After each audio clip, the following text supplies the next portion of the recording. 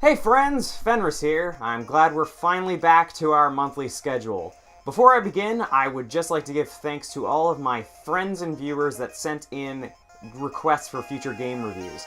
I was only expecting to get a couple, but I ended up getting over 30 requests, so I'm basically set for the foreseeable future. Without further ado, let's draw this month's game out of the box of mystery. Of course, at the point of filming this, I've already long drawn what game I'm going to be reviewing, for the sake of writing the review. I'm only pretending to draw a game at the box for the sake of theming. That's what we here at Fenris and Friends like to refer to as forward-thinking and a bit of movie magic, if you know what I'm saying. And this month's game is... GoldenEye Source!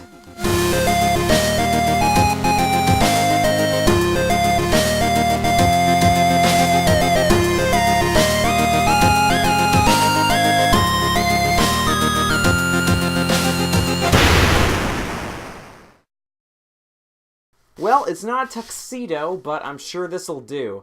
Now, before I start, huge thanks to my good friend Erik Stephany for requesting the game, and now, let's dive into some history.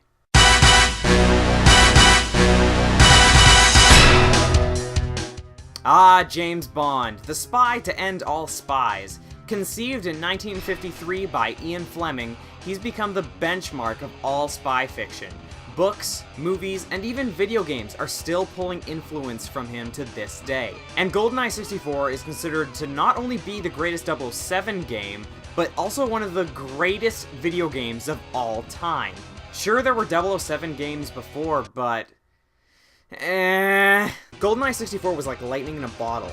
Its developer Rare was known for making quality games, but back in 1997, they had never made a first-person shooter before. And to top it off, it was based off a movie that was 2 years old. And I mean, movie licensed games are bad enough, am I right? But somehow, Rare pulled through this perfect storm and brought us a game that people are still excited and passionate about to this day. But here's the unfortunate news. I'm not fond of GoldenEye 64. Yeah, I know. God forbid I have an unpopular opinion, but can you really blame me? GoldenEye 64's controls just don't really make for an enjoyable first-person shooter experience. To be fair, it wasn't Rare's fault. The Nintendo 64's controller was designed with 3D platforming in mind. It only has one joystick and 2 D-pads, which isn't really intuitive for FPSs. And yet the N64 got over 15 of them in its library. How did this happen? I mean, at the time it was fun for what it was. I remember enjoying it at birthdays and sleepovers when I was 7 years old. Wait, I was 7 years old when this game came out, and it's rated T for teen. Geez, things never change. Parents didn't care about the ESRB back then, and they still don't care now! But today, I just don't think it holds up. Probably because the first console shooter I ever loved was Time Splitters 2 for the GameCube. I'm telling you, you need 2 sticks for this sort of thing. So if it was such a milestone in gaming, why did it never get an official HD remake? Well, in the past month or two, Xbox 360 footage of an unreleased GoldenEye HD did surface, with Microsoft responding that it had always been an issue of the rights getting it released rather than a coding issue, so we'll likely never get to play it. And yes, the Wii did get a quote-unquote remake, but I've never played it and it doesn't look very interesting to me. However, what I've been requested to talk about today is GoldenEye Source, a total conversion mod of Half-Life 2 made through Valve's Source engine. Though I only recently discovered it through its version 5.0 update announcement, GoldenEye Source appears to have been around for quite a while, starting development in 2005 and getting an official release in 2010. It aims to create a faithful recreation of GoldenEye 64's multiplayer, so no single-player campaign for now, but who knows what the future will hold. As soon as I started playing it, I was incredibly impressed. This team has done a great job of fusing elements of the N64 classic and those of a more modern PC shooter. Obviously, there's all the benefits of being played on a keyboard and mouse, so movement and aiming is far more accessible. Though, just like in GoldenEye 64, there's no aiming reticle unless you go into an aiming mode by pressing your left mouse button or shift. while in the old version, doing this would stop you in your tracks. In GoldenEye Source, this merely slows you down, which I don't mind. There's also the inclusion of a motion detector, which was a mechanic that I completely forgot was even present in the original, and honestly, I hate it.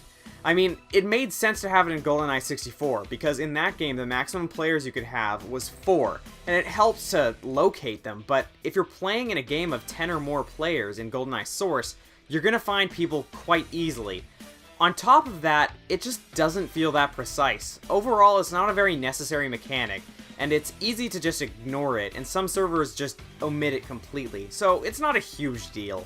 So gameplay is pretty much up to snuff, but what about features? What content does this mod have compared to the original? While only 4 people could play GoldenEye 64's multiplayer, it had a huge roster of characters to play from. Over 30 in fact, because they made every flavor of grunt and NPC available, on top of the major characters and villains. GoldenEye Source only had 13 characters at this point, which is a little depressing. They don't even have Natalia, the main Bond girl from GoldenEye. They do have a few differing cosmetic options for certain characters, though some of them need to be unlocked. I for one like to play as Bond in the blue suit and pretend that I'm Phoenix Wright with a gun. Objection! Speaking of guns, GoldenEye Source's arsenal of weaponry definitely hits its mark. While the N64 version had 31 weapons, if you include the tank, only 24 were available in multiplayer, as multiplayer weaponry was determined by which of the 14 weapon sets you chose for your game. GoldenEye Source, however, has 28 weapons available and 29 weapon sets.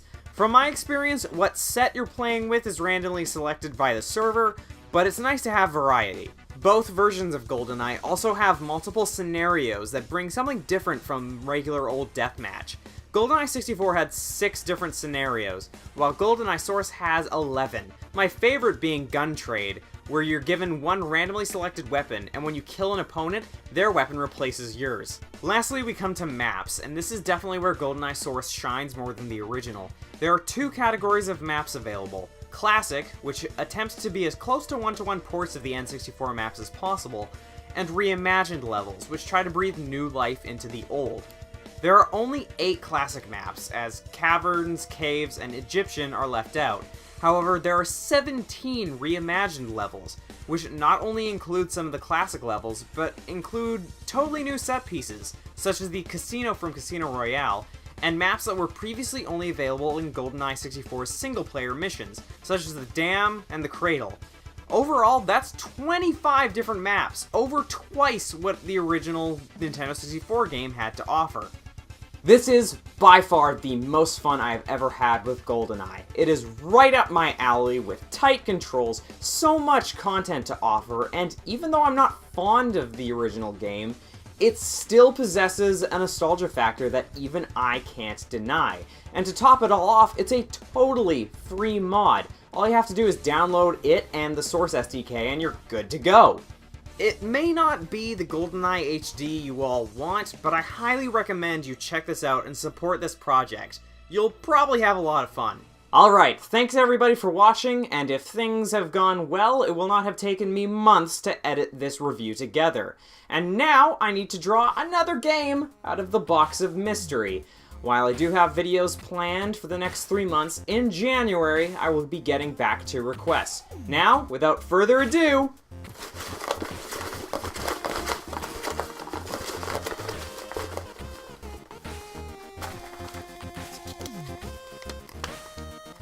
Dust! An Elysian Tale! Alright, see you guys next time!